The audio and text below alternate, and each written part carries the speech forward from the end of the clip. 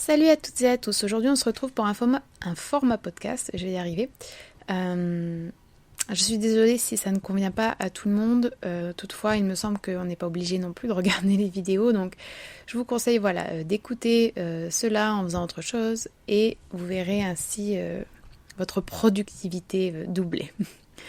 Donc la raison pour laquelle je passe par le format podcast et non pas par le format vidéo, c'est parce que j'ai quelques vidéos, enfin en tout cas quelques sujets que j'avais scriptés et que j'ai quand même envie de partager avec vous, sauf que lire en fait un script ou l'apprendre par cœur pour faire une vidéo, soit ça demande beaucoup de travail, soit c'est quand même pas très agréable au visionnage, donc j'opte pour ce format-là en espérant que vous vous y habituerez, même si ça va pas devenir non plus quelque chose de récurrent sur la chaîne, mais de temps en temps, je pense que ce sera peut-être le cas pour des sujets qui demandent un peu plus de scriptage, on va dire.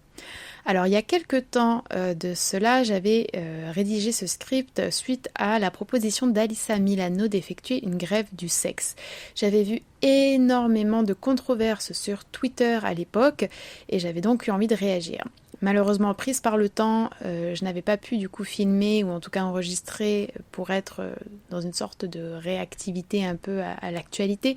Mais j'espère que les informations et peut-être les pensées et les idées que je vais vous proposer durant ce podcast seront quand même intéressantes et qu'on pourra en discuter même si de l'eau a coulé sous les ponts.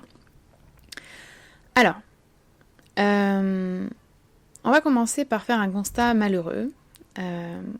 En Géorgie, le droit à l'IVG a disparu. Il est en recul constant dans de nombreux pays, sujet d'ailleurs dont je parlerai dans une autre vidéo, la menace sur l'IVG. Et donc en réaction à cela et au recul des droits des femmes aux USA, l'actrice Alyssa Milano avait lancé le hashtag #SexStrike, qui se traduit donc par grève du sexe, sur les réseaux sociaux.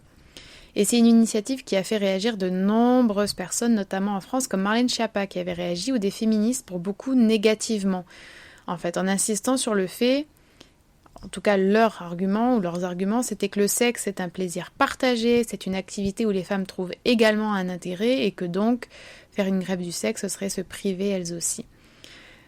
L'argument principal de ces personnes, pour tourner au ridicule en fait l'action d'Alyssa Milano, c'est le suivant. Penser que le sexe serait quelque chose dont on pourrait faire grève revient à le considérer comme un travail que l'on doit aux hommes. Ici, on parle bien sûr d'hétérosexualité par rapport à l'IVG et au risque de grossesse, donc la grève du sexe était également une grève du sexe hétérosexuel.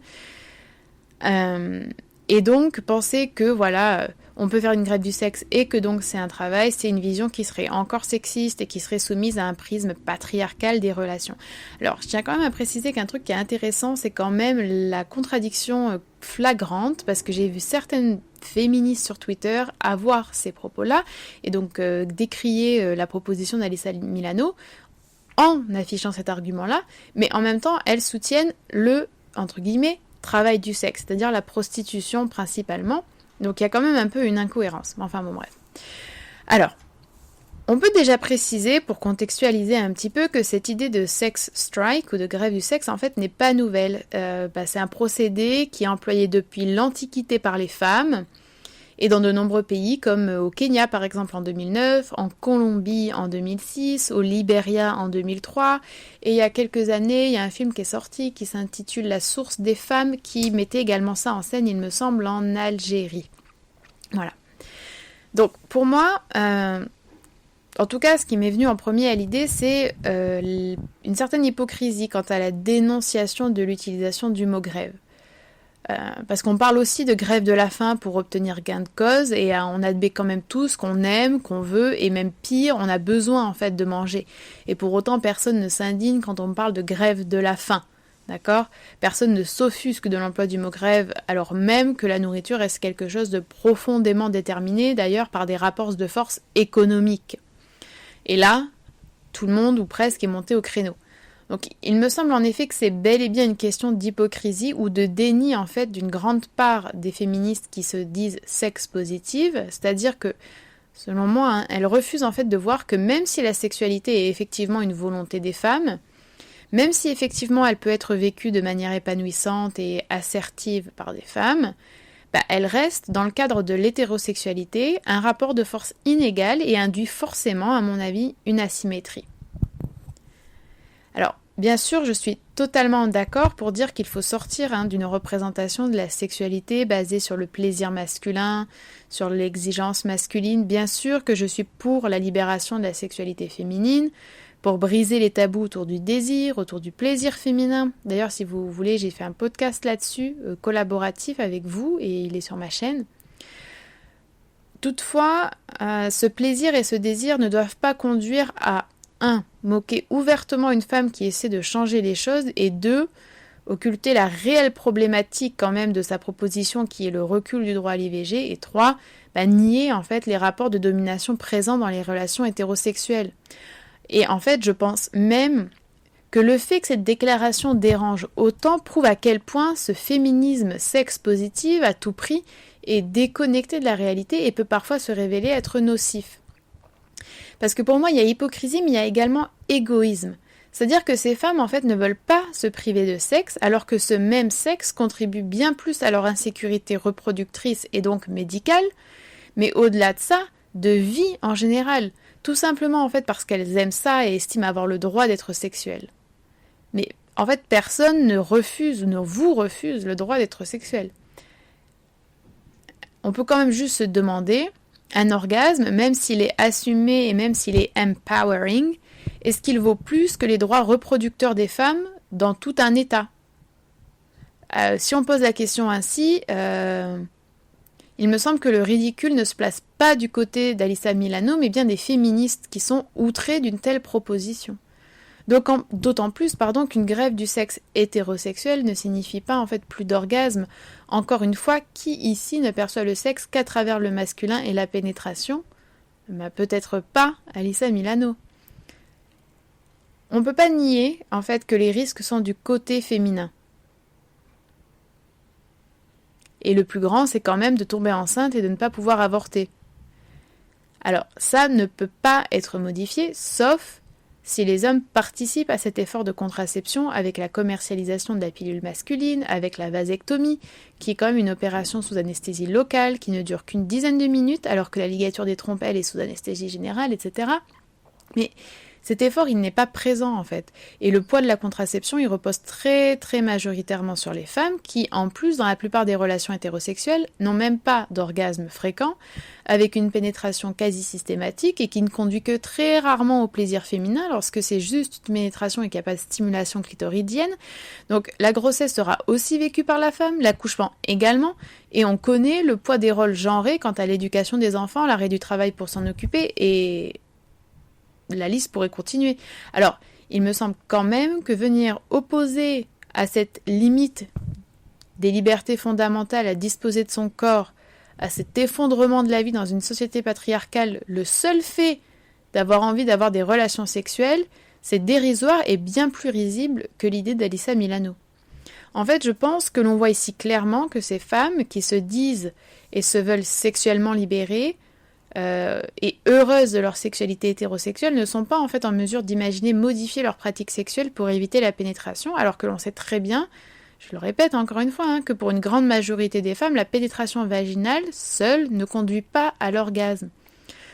Alors pour moi en fait ça signifie qu'elles n'ont en réalité pas le contrôle suffisant sur leur rapport et leur sexualité pour changer leur pratique, que ce soit par un manque d'information, par une pression implicite ou explicite du partenaire, par un conditionnement de la société, etc. Et une autre réalité que ces femmes ne veulent pas admettre, il me semble, c'est la suivante, c'est qu'une telle grève reste malheureusement l'un des moyens les plus efficaces de faire fléchir de nombreux hommes. Alors je comprends qu'elles ne veulent pas l'admettre, car cela en fait met à mal leur idée d'une liberté pleine dans les relations hétérosexuelles, mais c'est pourtant la triste réalité. Et oui, toute grève a un coût. En fait, toute activité dont on fait grève peut être une activité que l'on aime et dont on se prive.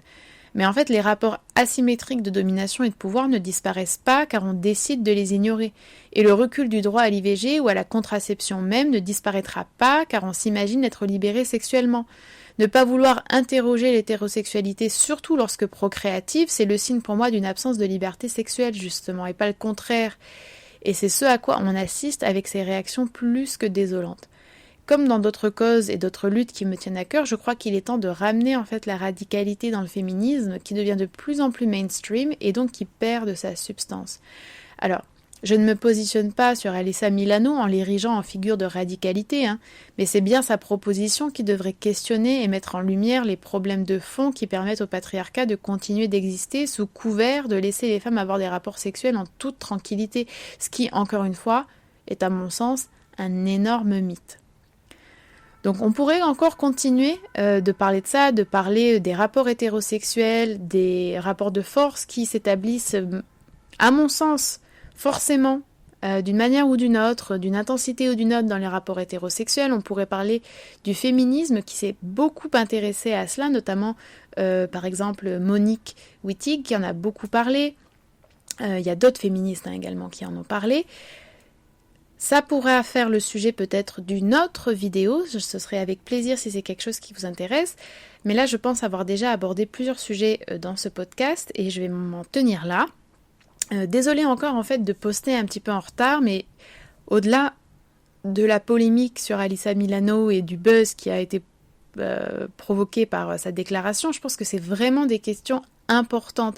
Les réactions qu'on a vues, totalement de consternation, de choc face à cette idée de proposer une grève du sexe, et à mon sens, mais vraiment le déni total dans lequel sont les femmes hétérosexuelles qui s'imaginent en fait être sorties de cette dynamique de pouvoir parce qu'elles aiment le sexe. Je pense que c'est des choses dont il faut parler concrètement. Je pense qu'il faut aussi interroger la place qu'a le sexe dans notre vie, dans notre société, le fait qu'effectivement c'est l'un des moyens de pression les plus forts à l'heure actuelle sur les hommes, c'est quelque chose qu'il faut interroger. D'accord ? Et bien sûr, ne pas oublier que derrière tout ça, c'est également la manifestation, c'est entre autres, une des manifestations plutôt, c'est ce recul du droit à l'IVG. C'est quand même extrêmement important de parler de tout ça avec le plus d'objectivité possible, même si ça fait mal et même si ça remet en cause certaines de nos pratiques et même si ça nous renvoie une image de nos relations, de nos amours et de nos pratiques qui est quand même peu reluisante. J'espère que vous aurez apprécié l'écoute de ce podcast. J'espère vraiment que ça vous aura intéressé. Je mettrai en barre d'infos quelques liens pour continuer d'explorer le sujet. Je serai très intéressée d'avoir vos retours et d'avoir votre opinion là-dessus. J'espère que vous allez très très bien. N'hésitez pas à me suivre sur Twitter si vous le souhaitez, sur Instagram, je poste beaucoup. Et si vous avez envie de soutenir le contenu que je crée en ligne, que ce soit de féminisme, de véganisme, de culture, de littérature, etc., vous pouvez le faire sur Patreon avec 1 € par mois. Voilà. Merci d'avoir écouté ce podcast et je vous dis à la prochaine.